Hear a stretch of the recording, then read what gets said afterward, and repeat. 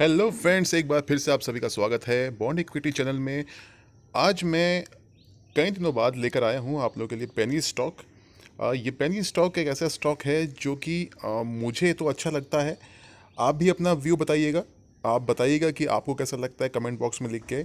इस स्टॉक के बारे में बात करने वाला हूँ। ये स्टॉक जैसे कि मैंने लिखा है, एफआईआईज और डीआईज ने माल उठाया है। रिजल्ट्स भी बेहतरीन है, बैलेंस शीट मजबूत है। तो ये सब मैं प्रूव करने वाला हूँ वीडियो में। आप बने रहिए वीडियो में, पूरी वीडियो को ध्यान से देखिए बिना स्किप किए, क्योंकि ये एक पेनी स्टॉक है तो आपको इसकी हर बारीकी मालूम होनी चाहिए, तभी आप कोई फैसला ले पाएंगे कि आपको इसमें इन्वेस्टमेंट करना है या नहीं करना है। इसलिए हर चीज़ को बारीकी से समझने की कोशिश करें, बिना स्किप किए वीडियो को देखें। और वीडियो अगर अच्छा लगे तो लाइक ज़रूर कर दीजिएगा फ्रेंड्स। तो मैं इस वीडियो की तरफ पढ़ूंगा, मैं आपको इसके फंडामेंटल्स भी सब कुछ डिस्कस करने वाला हूँ और आपको बताने वाला हूँ कि मेरा भरोसा इस पर है। क्या आपका भरोसा है? आप ये मुझे कमेंट बॉक्स में लिखकर ज़रूर बताइएगा। तो देखिए, इसका फ़ायदा मैं आपको बताऊंगा क्यों होने वाला है इस स्टॉक को। देखिए, यहाँ पर ये पीएलआई स्कीम से जुड़ा हुआ एक स्टॉक है। पीएलआई स्कीम का फ़ायदा होगा इस स्टॉक को।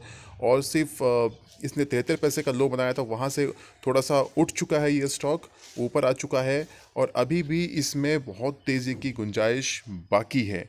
तो फ्रेंड्स, बिना स्किप किए वीडियो को देखते रहिए। चलिए मैं इस स्टॉक का नाम आपको बताता हूँ फटाफट। आपको इसके पहले फंडामेंटल डिस्कस कर लेता हूँ। चलिए शुरू करते हैं।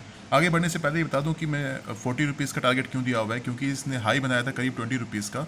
तो मुझे ऐसा लगता है कि उन लेवल्स को भी क्रॉस करेगा समय के साथ। थोड़ा समय लग सकता है, लेकिन 40 रुपीज़ का टारगेट होगा, वहाँ से डबल का टारगेट होगा। कोशिश कीजिए इसके इफ्स एंड बट्स को। मैं बात करूंगा इसके मार्केट कैपिटल से। देखिए, 325 करोड़ माइक्रो इसका मार्केट कैप है, यानी कि ये एक माइक्रो कैप कंपनी है, छोटी कंपनी है बहुत। अभी इसका जो रिसेंट हाई है 3.74 का है, अपर सर्किट पे बंद हुआ है, आप देख सकते हैं। इसका हाई 3.74 का ही है और लो है इसका 73 पैसे का, 0.73 का। और स्टॉक का पीई है 22.1 का। ऑलराइट, कोई ज़्यादा महंगा भी स्टॉक नहीं है। और बुक वैल्यू देखेंगे तो 3.92 की है और उसी के आसपास चल रहा है, 3.47 पे चल रहा है। 3.92 की इसकी बुक वैल्यू से भी सस्ता मिल रहा है ये स्टॉक, यानी कि इसका जो आप देखेंगे वैल्यूएशन बहुत सस्ता है। आरओसी 12.2% का है, आरओई 4.47% का है। तो आप देख सकते हैं आरओसी भी बढ़िया है, आरओई भी बढ़िया है, वो भी एक पेनी स्टॉक की मैं बात कर रहा हूँ। आप सोचिए, उसमें अगर इतना आरओसी और इतना आरओई है तो बहुत ही बढ़िया बात है उस पेनी स्टॉक के लिए। और भी इसके पॉइंट्स हैं, फंडामेंटल्स मैं आपको बताना चाहूँगा। ध्यान से देखिएगा वीडियो को, बने रहिए, स्किप किए बिना देखिए, आपको पूरे पॉइंट्स समझने पड़ेंगे। देखिए, प्रोज की बात करें तो देखिए, मैंने जैसे कि बताया 0.95 टाइम्स इट्स बुक वैल्यू, यानी कि एक गुना भी नहीं है। अपने एक गुना भी नहीं है, बुक वैल्यू से भी कम चल रहा है। ये बहुत सस्ता स्टॉक है।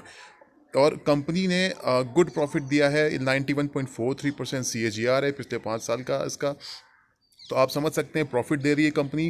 कॉन्स की हम बात करते हैं तो कॉन्स तो होंगे ही, क्योंकि एक पेनी स्टॉक है, लो इंटरेस्ट कवरेज रेशियो है, प्रमोटर होल्डिंग थोड़ी सी कम हुई है 0.97% की। देखिए, होता क्या है, होल्डिंग डिक्रीज होने का मतलब ये नहीं है कि वो भी सिर्फ 0.97% कम हुई है। इसका मतलब ये नहीं कि प्रमोटर्स को उसे भरोसा नहीं है, प्रमोटर्स को भरोसा है। लेकिन कई बार क्या होता है कि जब प्रमोटर्स को या किसी भी होल्डर को, शेयर होल्डर को ज़रूरत पड़ती है तो वो थोड़ा सा पैसा उसमें से निकाल लेता है। तो इसमें ऐसे कोई घबराने वाली बात नहीं है। और देखिए, जैसे कि लिखा है, company has delivered a poor sales growth of -5.12% over past 5 years. तो ऑब्वियसली बात है, एक पेनी स्टॉक है तो उसमें सेल्स ग्रोथ तो कम रही ही है, जैसे कि एक पेनी स्टॉक में देखने को मिलता है। और यहाँ पर प्रमोटर होल्डिंग 27.25% की है। 27.25% की होल्डिंग कम है, लेकिन इतनी कम नहीं है, क्योंकि यहाँ पर प्रमोटर की होल्डिंग ज़्यादा है। एफआईआईज और डीआईएस से, वो भी मैं आपको दिखाऊंगा आगे कि क्या है एफआईआईज और डीआईएस की होल्डिंग। कंपनी का आरओई -7.53% का है। ऑलराइट, तो यहाँ पे आप देख सकते हैं, मेन बात इसमें सिर्फ ये है कि प्रमोटर ने 99.85% की होल्डिंग को प्लेज किया हुआ है। ऑलराइट, यानी कि गिरवी रखे हैं शेयर्स को। और companies cost of borrowing seems high, cost of borrowing थोड़ा सा हाई है। ये देखिए, पेनी स्टॉक है तो मैं आपको बार बार कहता हूँ, पेनी स्टॉक है तो उस पर अगर आप कुछ खरीदारी करना चाहते हैं तो आप उसमें उतना ही पैसा लगाएं जितना आप सोच सकते हैं कि अगर वो पैसा आपका ज़ीरो भी हो जाता है तो आपको उतना गम ना हो, इस पे इतना पैसा ना लगाएं। लेकिन देखिए, कुछ पॉइंट्स ऐसे भी हैं जो ये दिखा रहे हैं, क्योंकि एक टेक्सटाइल स्टॉक है तो ये बता रहे हैं कि इसमें आगे उछाल आ सकता है। और क्योंकि एफआईआईज और डीआईएस की होल्डिंग भी है तो कुछ ना कुछ सोच के तो उन्होंने भी इसमें खरीदारी की होगी। और जैसे कि यहाँ पर आपने देखा गुड प्रॉफिट ग्रोथ दिखाई है 91.43% CAGR के साथ में। और साथ ही साथ अब मैं आपको ये दिखाऊंगा कि एक्चुअली इसकी सेल्स कितनी हुई है, नेट प्रॉफिट कितना हुआ है, तो उसको देख के भी शायद आपका इस पर थोड़ा सा भरोसा हो जाए। ये जो कॉन्स जो मैंने बताए हैं, कॉन्स तो देखिए इसलिए क्योंकि ये एक पेनी स्टॉक है, ऊपर से गिर चुका है, तो इसलिए ये पॉइंट्स यहाँ पर दिखाए गए हैं। आगे चलता हूँ तो मैं डिस्कस करूँगा यहाँ पर इसकी सेल्स की। देखिए सेल्स जो हुई आप कंपेयर कर सकते हैं 2019 से 2021 तक। आप देखेंगे 218 की सेल्स थी 2019 में, और उसके बाद गिरावट हुई सेल्स में। लेकिन सितंबर 2020 के बाद से अगर आप देखें, सितंबर 2020 में 131 करोड़ की सेल्स थी। उसके बाद दिसंबर 2020 में आप देखेंगे तो 186.78 करोड़ की सेल्स, और मार्च 2021 में 206.15 करोड़ की सेल्स हुई। तो उसके बाद आप देख सकते हैं लगातार 3-4 क्वार्टर से सेल्स अच्छी देखने को मिल रही है। तो यहाँ पर आप देख सकते हैं कि सेल्स में लगातार इम्प्रूवमेंट देखने को मिल रहा है। प्लस जो टेक्सटाइल सेक्टर में जो एक PLI स्कीम का जो फ़ायदा होगा वो भी इस स्टॉक को होगा। तो यहाँ पर आप देख सकते हैं वैल्यूएशन वाइज भी सस्ता है, तो अभी इसमें बहुत बहुत ऊपर के लेवल्स अभी आ सकते हैं, ऐसा मेरा मानना है, क्योंकि इसकी सेल्स भी इंप्रूव कर रही है। और साथ ही साथ अगर आप ऑपरेटिंग प्रॉफिट देखेंगे तो ऑपरेटिंग प्रॉफिट में अच्छी खासी जंप देखने को मिली है। आप देख सकते हैं यहाँ पर मैं बात करूँगा मार्च 2020 से। मार्च 2020 से आप देखें, मार्च 2020 नहीं, यहाँ पर अब मैं बात करूँगा दिसंबर 2019 से। दिसंबर 2019 से पहले माइनस में था इसका जो नेट प्रॉफिट था, आप देखें पिछले उसके पहले भी आप प्लस में था, लेकिन उतार चढ़ाव था। अभी आप देखें उसके बाद से लगातार इसमें ग्रोथ देखने को मिल रही है ऑपरेटिंग प्रॉफिट में। आप देख सकते हैं लगातार हर क्वार्टर में ग्रोथ देखने को मिली है, और अभी रिसेंटली 24 करोड़ की का ऑपरेटिंग प्रॉफिट दिखाया है कंपनी ने। ऑपरेटिंग प्रॉफिट मार्जिन भी अगर आप देखें तो अभी इंप्रूव हो रहा है पिछले 3-4 क्वार्टर से। आप देख सकते हैं, मैं कहूँगा अब माइनस में था, यहाँ पर आप देखिए ये सितंबर 2019 की मैं बात कर रहा हूँ। यहाँ पर आप देखिए -5.27% था ऑपरेटिंग प्रॉफिट मार्जिन। उसके बाद लगातार इसके मार्जिन सुधर रहे हैं, और मार्जिन का सुधरना बहुत ही अच्छी बात होती है, खासकर पेनी स्टॉक के लिए। तो यहाँ पर हम देखेंगे डिप्रिसिएशन भी लगातार सुधर रहा है, इम्प्रूव हो रहा है। और अगर हम नेट प्रॉफिट की बात करें तो नेट प्रॉफिट भी आप देख सकते हैं। यहाँ पर मैं बात करूँगा दिसंबर 2020 की। दिसंबर 2020 में जो नेट प्रॉफिट था वो था 10.49 करोड़ का, लेकिन इस क्वार्टर में थोड़ा सा कम हुआ है। देखिए पेनी स्टॉक है तो थोड़ा बहुत तो इसमें उतार चढ़ाव रहेगा ही रहेगा। तो यहाँ पर अब मैं आगे बढ़ता हूँ, आगे बात करूँगा मैं यहाँ पर इसकी बैलेंस शीट की। तो बैलेंस शीट में देखेंगे, ये बहुत इंपॉर्टेंट पार्ट है। आप देखेंगे यहाँ पर मार्च 2010 से देखिए तो माइनस में थी रिजर्व्स, इसके रिजर्व्स माइनस में थे, कोई खास परफॉर्मेंस नहीं थी, minus minus minus minus minus. और मार्च 2019 से आप देखें तो जंप देखने को मिली है रिजर्व्स में, यानी कि रिजर्व्स बढ़े हैं 137 करोड़। इसके पहले देखिए आप माइनस में था, और मार्च 2019 से 137 करोड़ पॉजिटिव में हो गया रिजर्व्स। उसके बाद मार्च 2020 में 108 करोड़ के रिजर्व, और मार्च 2021 में 131 करोड़ के रिजर्व्स, यानी कि रिजर्व्स में भी इजाफा हुआ है, आप देखेंगे। और बोरोइंग्स की हम बात करते हैं तो बोरोइंग्स भी देखिए लगातार कम हो रही हैं। बोरोइंग्स 400 की रेंज में थी यहाँ पर पिछले कई क्वार्टर से, फिर 300 की रेंज में, फिर 200 की रेंज में, फिर 100 की रेंज में, 196, 174, 160, यानी कि कर्ज कम कर रही कंपनी।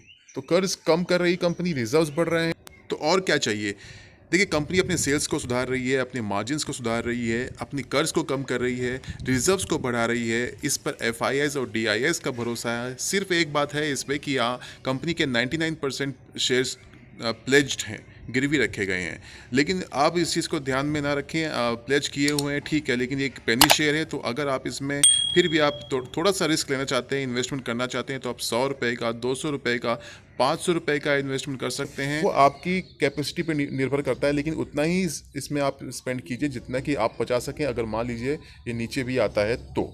ऑलराइट फ्रेंड्स, तो यहाँ पर क्योंकि ये पेनी स्टॉक है, यहाँ पर आपका पैसा ज़ीरो भी हो सकता है, लेकिन इसमें चांसेस थोड़े कम लगते हैं इस पेनी स्टॉक में, लेकिन फिर भी आपको मान के चलना चाहिए क्योंकि ये पेनी स्टॉक है। तो खैर यहाँ पर एसेट्स की हम बात कर लेते हैं। फिक्स्ड एसेट्स देखिए, फिक्स्ड एसेट्स भी बढ़ रहे हैं। आप देखें पिछले कई क्वार्टर से 300 की रेंज में थे, फिर 500 की रेंज में आ गए हैं अब एसेट्स भी। तो आप समझ सकते हैं एसेट्स भी बढ़ रहे हैं। बहुत सी फैक्टर्स इशारा कर रहे हैं इस स्टॉक के बढ़ने की तरफ, ये स्टॉक ऊपर की तरफ जाएगा, भागेगा। तो यहाँ पर मैं आप बात करता हूँ एक बहुत इंपॉर्टेंट बात यहाँ पर, मैं बात करूंगा यहाँ पर शेयर होल्डिंग पैटर्न की। तो शेयर होल्डिंग पैटर्न जैसे कि आप देख रहे हैं, प्रोमोटर्स की होल्डिंग नो डाउट कम है, कई क्वार्टर से कम है, 28% पे थे, 28%, फिर 27.25% इस क्वार्टर में हुई है। थोड़ी सी, जैसे मैंने आपको बताया पहले ही कि थोड़ी सी कटौती हुई है प्रोमोटर्स की, लेकिन और थोड़ी सी कटौती एफआईएस की हुई है, थोड़ी सी कटौती डीआईआईएस की भी हुई है, लेकिन कोई उतनी बड़ी कटौती नहीं है। मैं जैसे आपको बताया, जिसकी होल्डिंग होती है पहले से, प्राइस बढ़ता है तो अपना थोड़ा प्रॉफिट बुक करने की कोशिश करते हैं।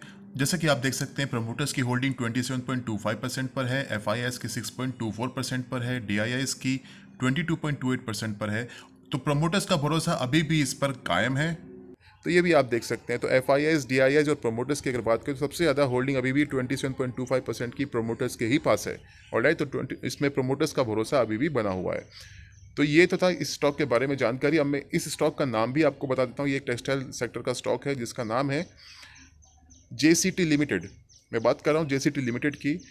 और ये देखिए, JCT is engaged in the business of manufacturer of cloth and nylon filament yarn with its manufacturing facilities at Phagwara and Hoshiarpur in Punjab. आप भी अगर इसमें इन्वेस्ट करना चाहें तो आप अपने रिस्क पर करें और इसका रिसर्च और एनालिसिस खुद भी करें, और तभी कोई फैसला लें, क्योंकि पैसा है आपका।